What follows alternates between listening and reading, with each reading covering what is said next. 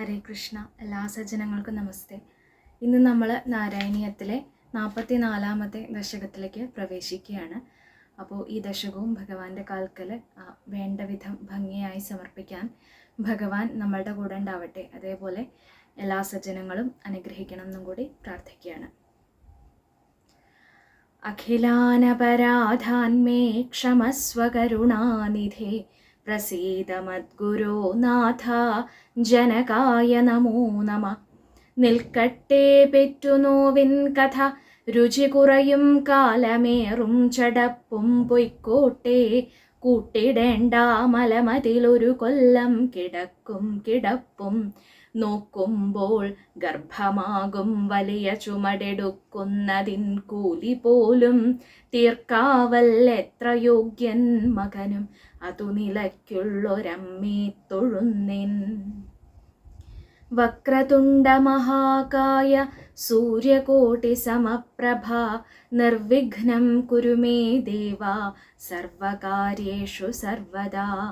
ഗുരുവര കരുണാലേശമുണ്ടെന്നു വന്നാൽ ഒരുവനുമൊരു കാര്യം സാധ്യമല്ലാതെയുണ്ടോ?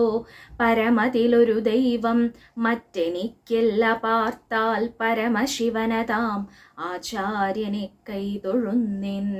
ഓം ജനകായ നമ, ഓം ജനയിത്രേ നമ, ഓം ഗം ഗണപതയേ നമ, ഓം ഗും ഗുരുഭ്യോ നമ.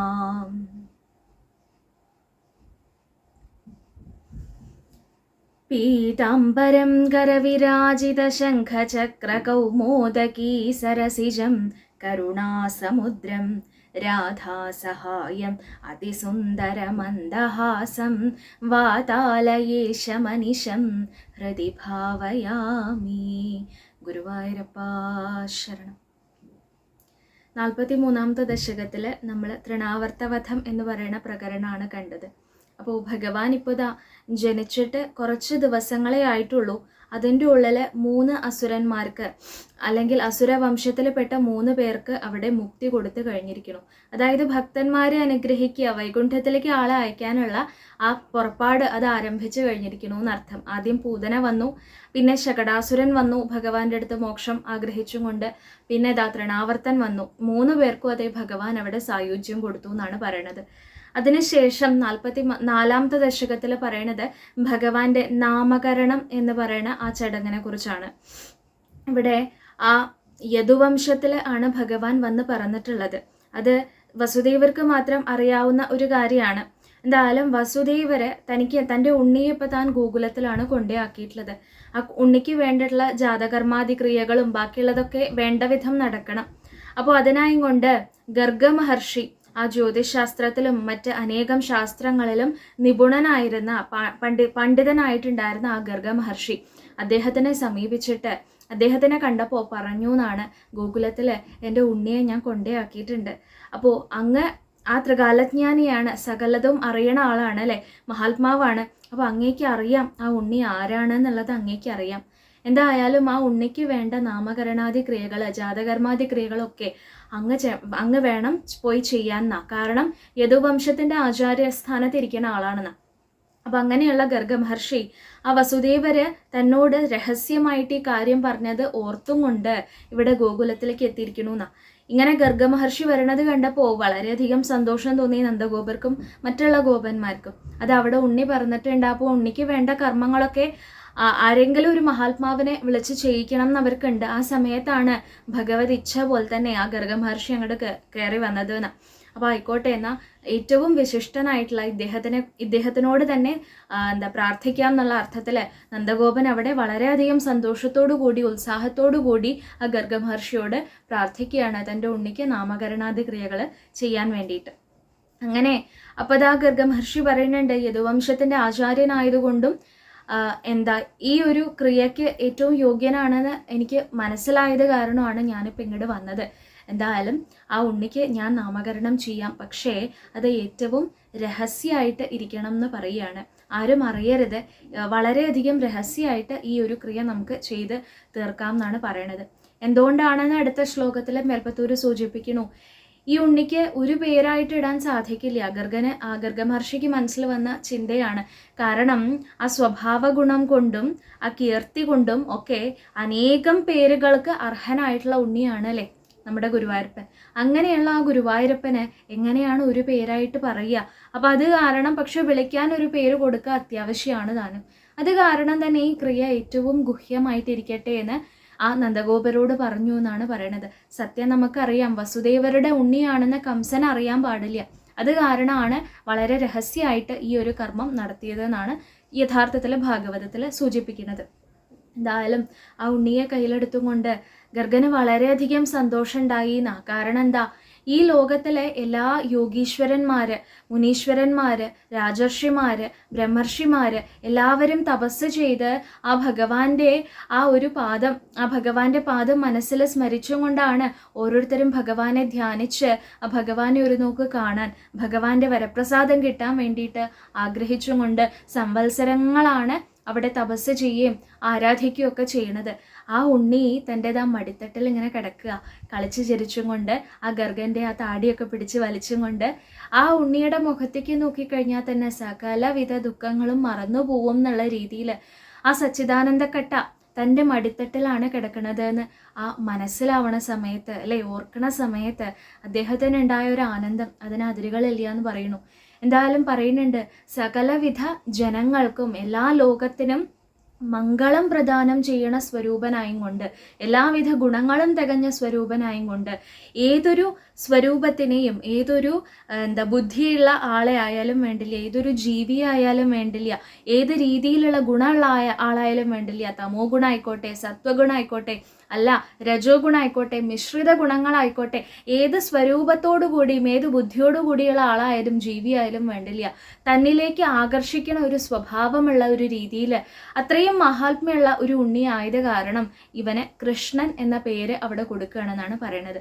അത് കഴിഞ്ഞ് പറയണുണ്ട്, അനേകം പേരുകൾ ഇനിയും വന്നു ചേരും അവൻ്റെ ആ സ്വഭാവം കൊണ്ടും സ്വഭാവ ഗുണം കൊണ്ടും ആ കർമ്മം കൊണ്ടും മറ്റുള്ള കാര്യങ്ങളെ കൊണ്ടും അനേകം പേരുകൾ ഇനിയും വന്നു ചേരും എന്നവിടെ സൂചിപ്പിക്കുന്നുണ്ട്.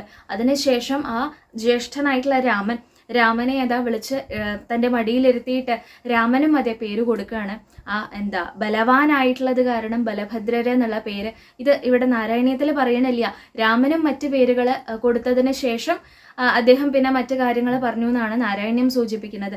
ബലരാമൻ അഥവാ ബലഭദ്രൻ എന്നാണ് ആ ജ്യേഷ്ഠനായിട്ടുള്ള ഉണ്ണിക്ക് പേര് കൊടുക്കുന്നത്.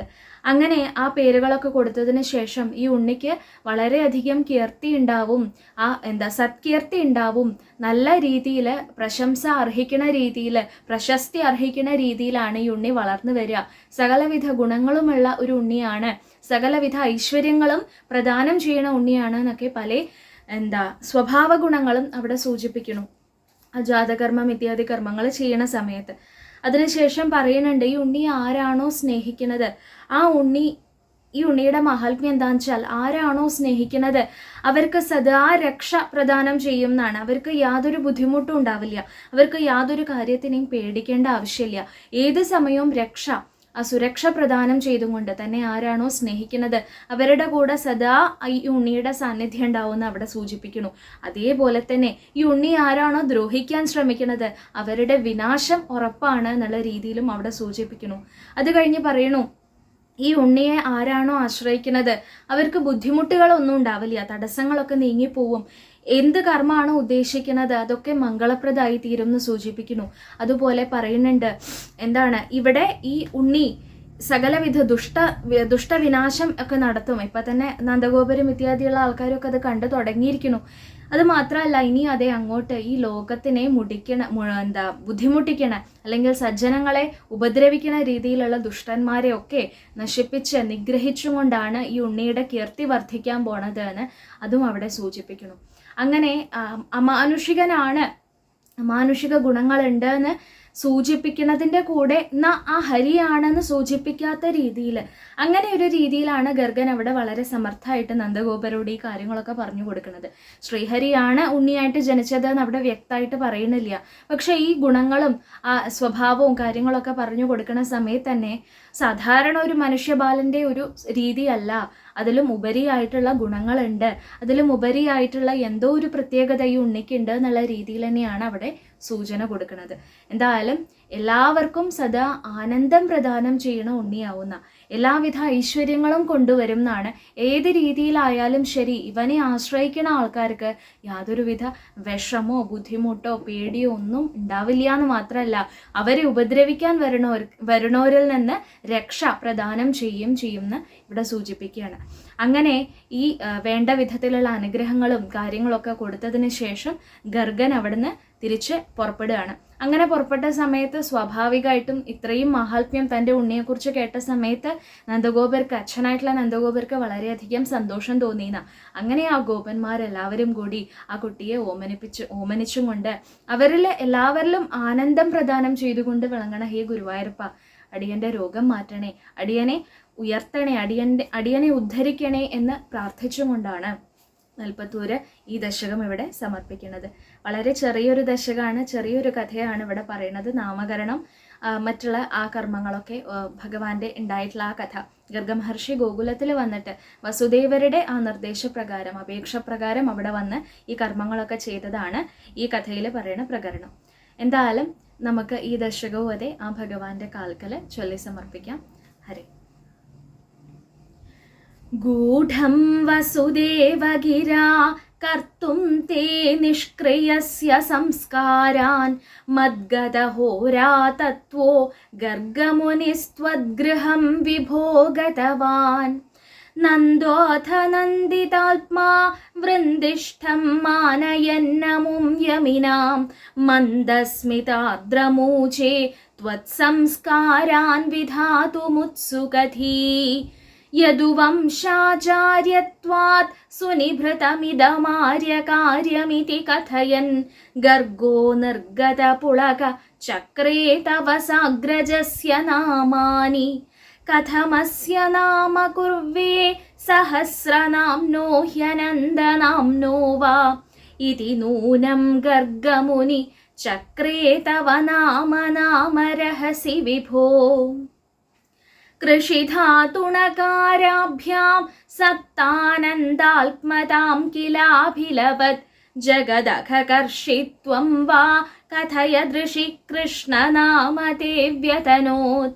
അന്യാംശനാമഭേദാൻ വ്യാകുർവന്നഗ്രജേ ച രാമാദീൻ അതിമാനുഷാനുഭാവം ന്യഗതത്വാമപ്രകാശയൻ പിത്രേ. സ്നിഹ്യതി യസ്തവ പുത്രേ മുഹ്യതി സനമായികൈ പുനഃ ശോകൈ. ദ്രുഹ്യതി യസ് സതു നശ്യേത് ഇത്യവദത്തേ മഹത്വം ഋഷിവർയ. ജേഷ്യതി ബഹുതര ദൈത്യാൻ നേഷ്യതി നിജബന്ധുലോകമമലപദം. ശ്രോഷ്യസി സുവിമലകീർത്തി അസ്യേതി ഭവദ്വിഭൂതിം ഋഷിരൂചേ. അമുനൈവ സർവദുർഗം തരിതാസ്ഥകൃതാസ്ഥമത്ര തിഷ്ഠധ്വം. ഹരിരേവേത്യനഭിലപൻ ഇത്യാദി ത്വാമവർണ്ണയത് സമുനി. ഗർഗ്യാഥ നിർഗതയസ്മിൻ നന്ദിതനന്ദാദിനന്ദ്യമാനസ്ത്വം. മദ്ഗതമുദ്ഗതകരുണോ നിർഗമയ ശ്രീമരുത്പുരാധീശ. ഗുരുവായൂരപ്പാ ശരണം.